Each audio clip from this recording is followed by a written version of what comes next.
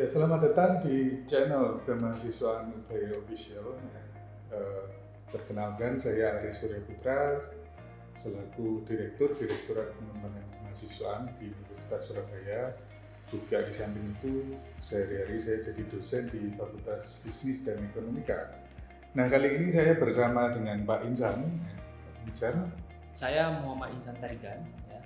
Kalau di DPK itu sebagai manajer pendampingan aktivitas dan kesejahteraan mahasiswa. Sehari-hari juga mengajar sebagai dosen di Fakultas Hukum Universitas Surabaya. Oke, mantap. Jadi kali ini saya berduaan dengan Pak Insan karena kita mau membahas satu topik yang menarik, yaitu beasiswa. Ya. Saya yakin bahwa setiap mahasiswa itu sudah banyak pertanyaan, ya. Apalagi mungkin bagi mahasiswa baru yang belum pernah ke Ubaya pasti bertanya-tanya, beasiswa di Ubaya itu seperti apa, ya, apa saja. Nah, kita akan kupas pada video kali ini, ya. Nah, sebelum kita mengupas ada beasiswa apa saja yang berlaku di Ubaya, ada baiknya kita mengenal dulu yang namanya peraturan, karena setiap beasiswa yang ada di Ubaya itu harus dilandasi dengan peraturan rektor, gitu ya Pak Insan. Ya. Nah, boleh di-share Pak, ada peraturan apa saja nih terkait beasiswa di Ubaya? Ya, jadi beasiswa ini kita juga tidak berani sembarangan memberikan pada mahasiswa gitu kan. Mahasiswa bisa saja mengajukan beasiswa, tapi kita ada aturannya untuk memberikan kepada mahasiswa tersebut gitu kan. Nah, salah satunya adalah yang pertama misalnya Peraturan Rektor Universitas Surabaya nomor 229 tahun 2019 itu tentang beasiswa bagi mahasiswa Universitas Surabaya. Nah, yang kedua yaitu Peraturan Rektor Universitas Surabaya nomor 225 tahun 2020. Nah, ini tentang petunjuk teknis perhitungan nilai beasiswa. Ya. Kemudian ada Peraturan Rektor selanjutnya Peraturan Rektor Universitas Surabaya nomor 226 tahun 2020 tentang Satuan Penghargaan Beasiswa Prestasi. Oke, jadi ada tiga ya, tiga nih guys. Kalau kepingin tahu SK ya atau Peraturan Rektor ini, kita biasanya menyebutnya SK.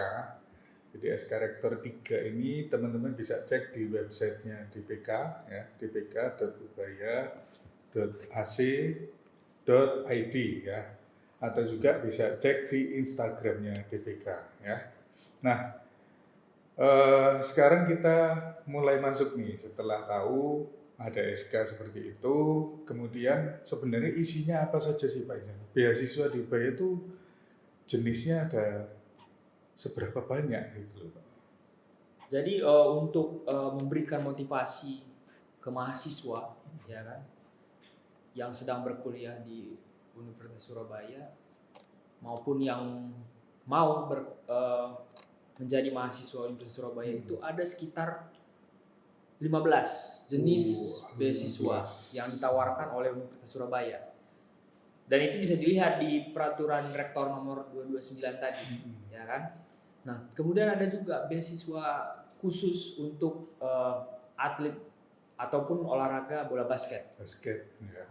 Jadi ada 16. Total 16. Pak. Itu yang internal. Jadi ada 16 jenis beasiswa guys.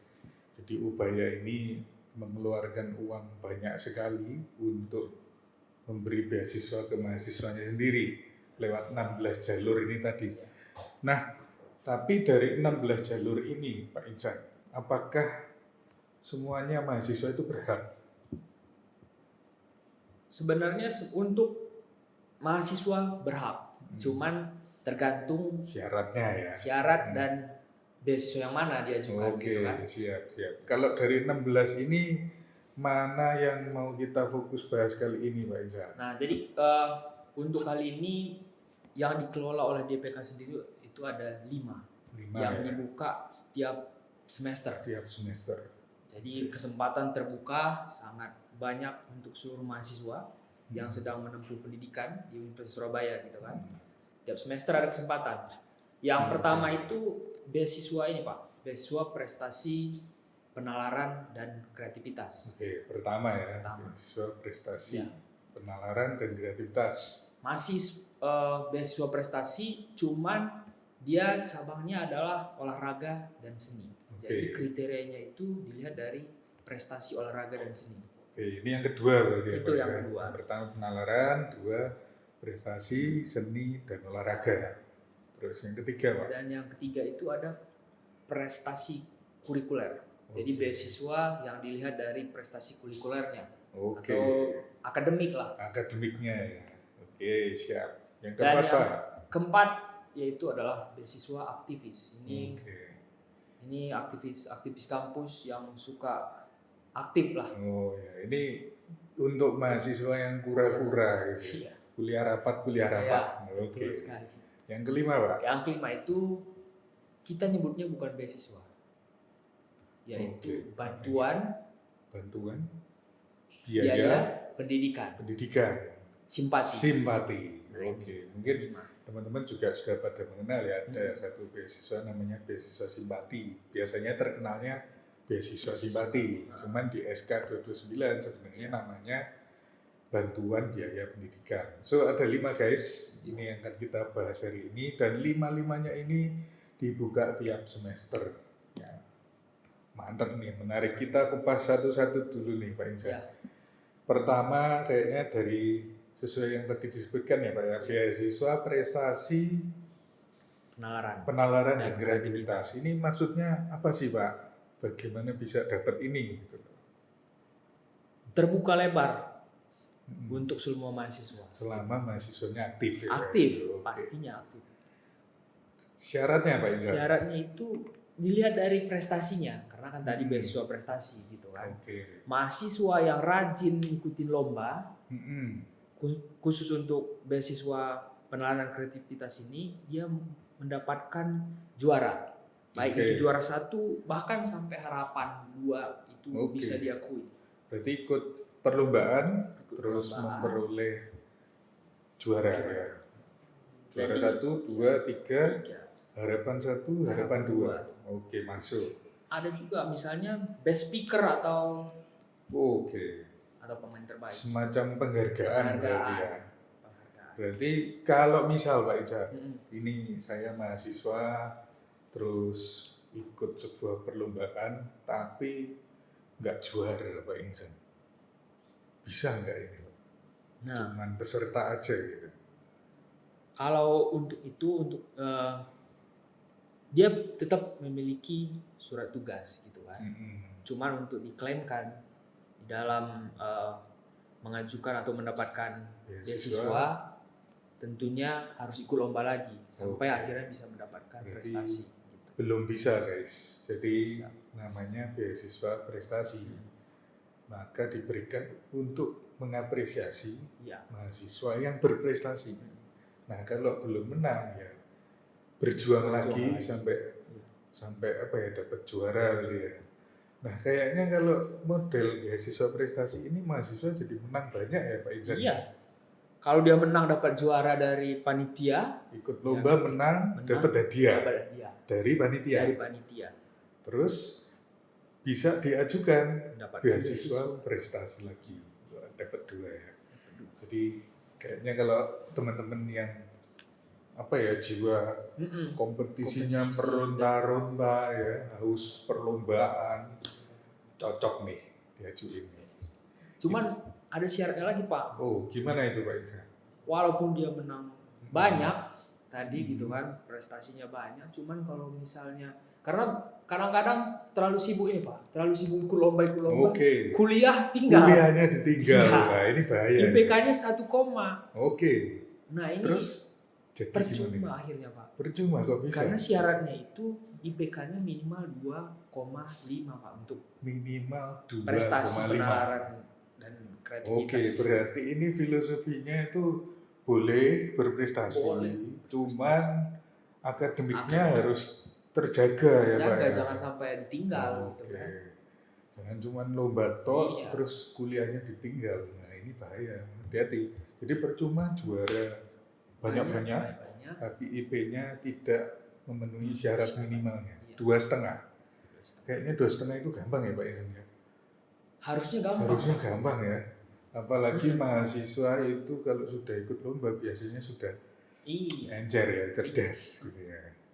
Nah itu untuk prestasi, penalaran, dan kreativitas. Kalau beasiswa prestasi olahraga dan seni Pak Ihsan? Nah ini sebenarnya konsepnya sama. Persis berarti ya? Persis. Perbedaannya itu tadi kita menang lomba, tadi mahasiswa itu menang lomba untuk bidang-bidang penalaran dan kreativitas. Kalau beasiswa prestasi olahraga dan seni ini, dia ikut lomba yang di bidang olahraga, ya futsal, badminton apapun itu gitu kan. Kemudian yang bisa dikategorikan dengan bidang seni, ya kan, misalnya nyanyi, lomba menyanyi, lomba baca cerita puisi, pendek, ya, baca puisi, video pendek, foto ya banyak, banyak. soal luas. Ini peluangnya banyak ini yang olahraga seni. Ditampung semua. Tampung. Bakat-bakat mahasiswa Ubaya. Oke. Bisa mendapatkan beasiswa. Berarti konsepnya mirip guys. Jadi harus juara. Minimal harapan 2 tadi atau ada penghargaan ya. Best apa gitu ya.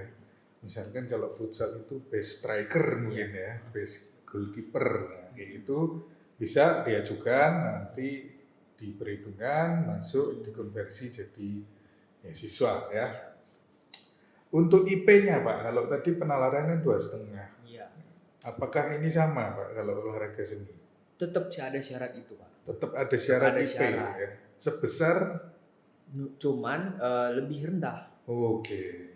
Kalau berdasarkan SK itu yang penting dapat 2 minimal. 2. IPK 2,00. Jadi gampang banget sebenarnya ya mempertahankan IP segitu ya untuk bisa memperoleh. Nah, 2 jenis beasiswa ini menarik ya bagi teman-teman yang gemar berprestasi ya, jiwa kompetisinya sangat tinggi, ya itu bisa mengharumkan nama Ubaya sekaligus dapat reward kalau menang, terus dapat beasiswa lagi, menang banyak ini.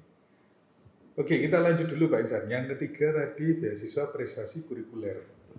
Ini di bidang akademik berarti ya. Maksudnya gimana ini Pak Ihsan? Ya ini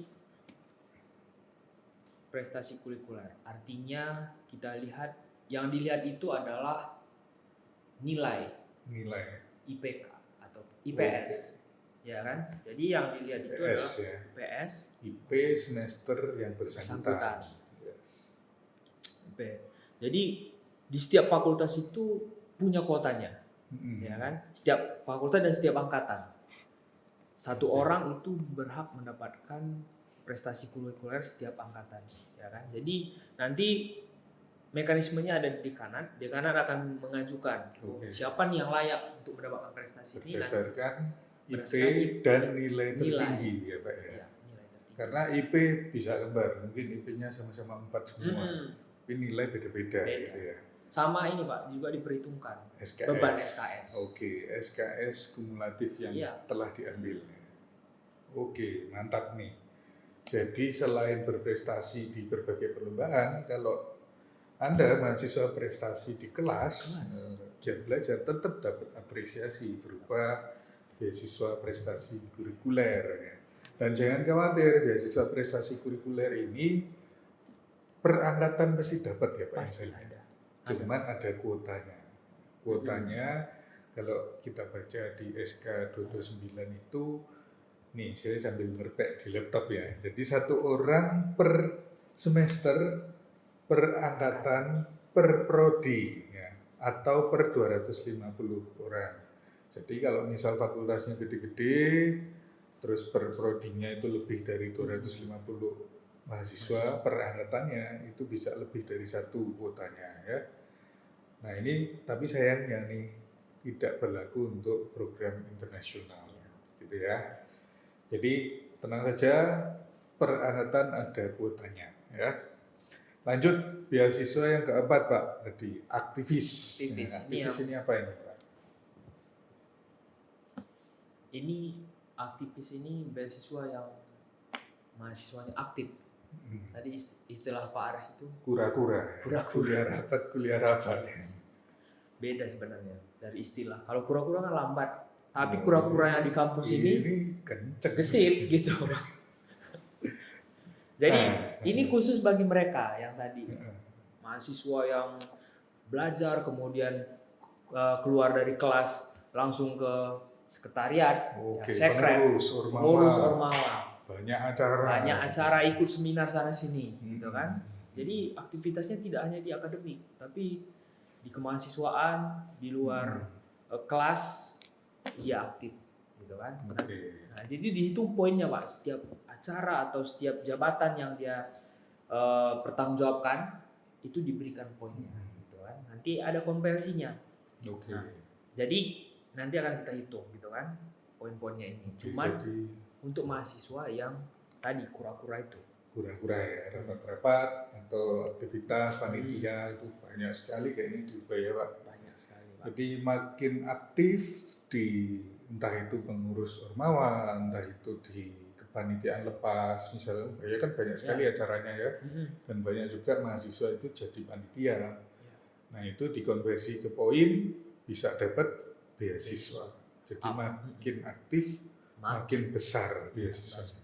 Apalagi misalnya nih Pak, mahasiswa itu jadi pengurus di organisasi kemahasiswaan tingkat nasional. Waduh, ini bisa berarti di eksternal bisa. Ya? Pengurus di level nasional. Pengurus organisasi mahasiswa tingkat nasional. So jangan batasi dirimu guys, gitu ya. Biasanya kan terbatasnya, wah saya cuman jadi pengurus sampai di tingkat universitas lalu pensiun selesai.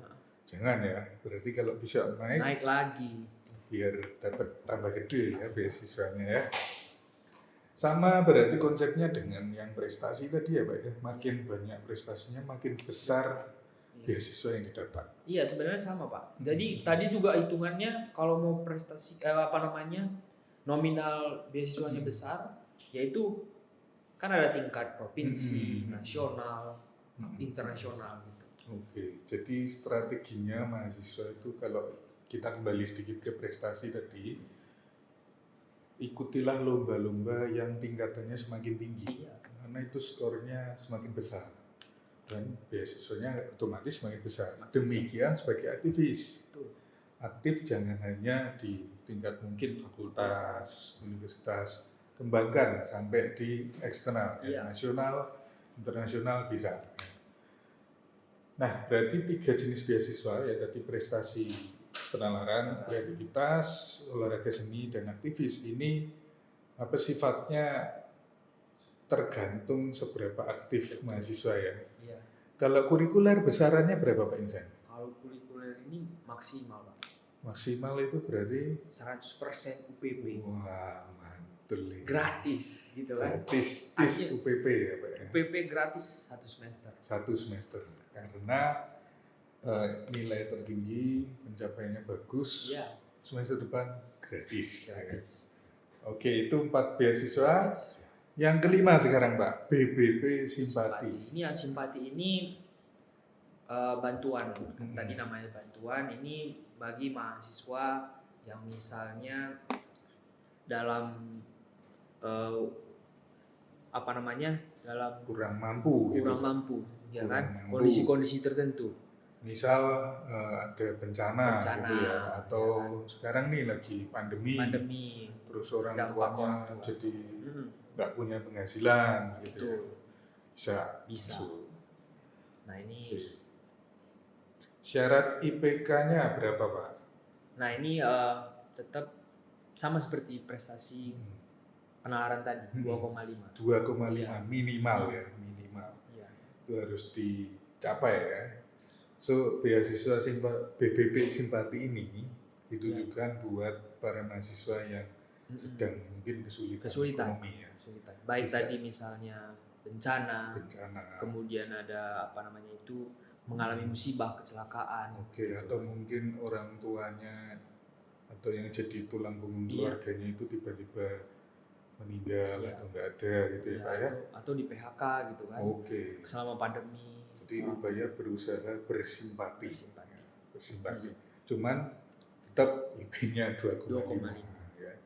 Tetap harus secara akademik kan kembali lagi mahasiswa kan tujuan utamanya juga belajar ya, upgrade ilmu. Nah ini potongannya berapa Pak Ihsan kalau simpati? Untuk simpati ini Ubaya memberikan bantuan 50% dari UPP-nya. Iya. Oke. Jadi 50% guys, lumayan meringankan beban beban secara ekonomi atau finansial ya. Nah, jadi 5 jenis ini tadi sifatnya adalah memotong UPP dan tentu maksimal ya sebesar UPP gitu ya. Jadi misal prestasinya terlampau banyak, terus dapat beasiswanya sampai kalau dihitung itu mungkin aja suatu saat ada mahasiswa yang sampai puluhan juta gitu ya. Tapi ternyata UPP-nya cuma belasan, ya maksimal sebesar UPP gitu ya. Ada kemungkinan besar sekali Pak, karena misalnya mahasiswa yang bersangkutan 2 kali lomba tingkat internasional, juara 1 pula, itu bisa melebihi UPP-nya sebenarnya. Bisa over ya. Tapi kita maksimal kita nggak cashback gitu. Oke. Jadi tidak akan pernah melebihi UPP. Karena kembali lagi ini namanya beasiswa. Di beasiswa meringankan biaya studi, salah satunya lewat UPP. Oke. Tapi kalau aktivis ini ditransfer, reward bentuknya Pak. Ditransfer ya. Aktivis. Oke, berarti khusus aktivis nih. Khusus aktivis. Ini catatan penting guys. Khusus aktivis ini sifatnya di transfer.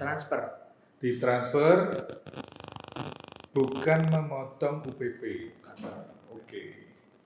Nah, dari 5 jenis beasiswa tadi sifatnya berarti ini ya Pak Ihsan ya. Misal ini kita ngomong sekarang kita berada di semester genap. Oke. Berarti beasiswa akan dicairkan di semester gasal. Jadi prestasi atau pencapaian teman-teman di semester ini baru bisa diajukan untuk direalisasi di semester selanjutnya. Oke. Ini untuk video pertama ya, cukup sekian dulu. Kita akan kupas lebih dalam lagi ya untuk perhitungannya, mekanisme pengajuannya, dan ketentuan-ketentuan yang lain sampai dengan realisasi di video selanjutnya ya. So jangan lupa tontonin terus ya channel ini, jangan lupa klik subscribe ya, nyalakan loncengnya ya, biar dapat notifikasi kalau ada info-info penting ya. Oke, terima kasih guys. Terima kasih. Kita akan sambung di video selanjutnya.